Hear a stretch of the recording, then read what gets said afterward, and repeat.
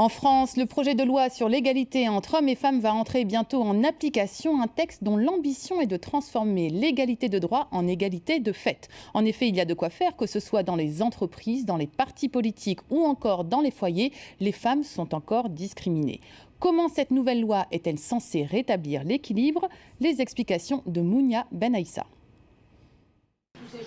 Étendre la parité au sein des entreprises, c'est l'un des objectifs du projet de loi voulu par Najat Vallaud-Belkacem.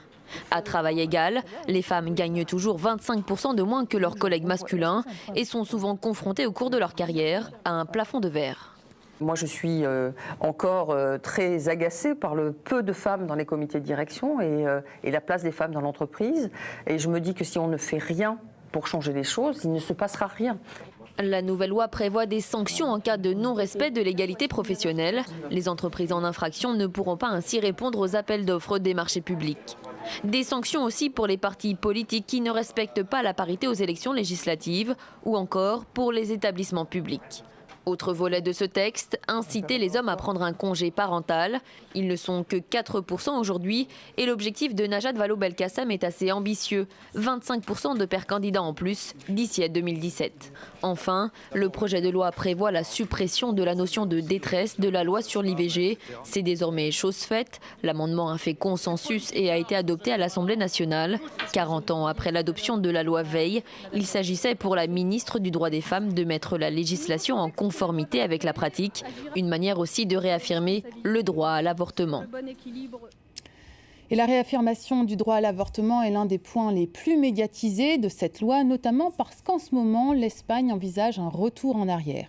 Notre partenaire de la presse, Courrier International, fait le point sur ce projet de loi espagnol qui n'autorise l'IVG que si la santé de la femme est en danger ou si elle a été violée, et rappelle qu'une majorité d'Espagnols est contre ce projet.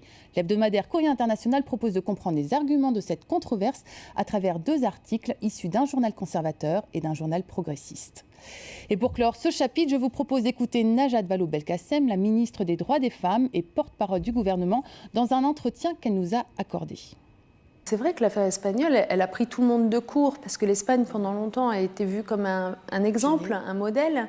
Et donc, ça montre qu'en effet, sur ces sujets, on peut reculer très vite, très vite, et qu'il faut une vigilance totale, permanente, de toutes les forces de la société. Et on voit bien que le droit à l'IVG en France, il est en permanence remis en question par certains qui ne l'ont jamais accepté.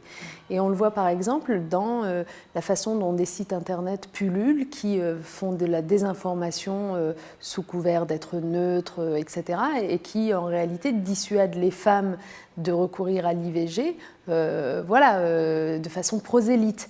Donc nous avons décidé au contraire, ce droit à l'IVG, de le protéger davantage en luttant contre les entraves qui lui sont faites.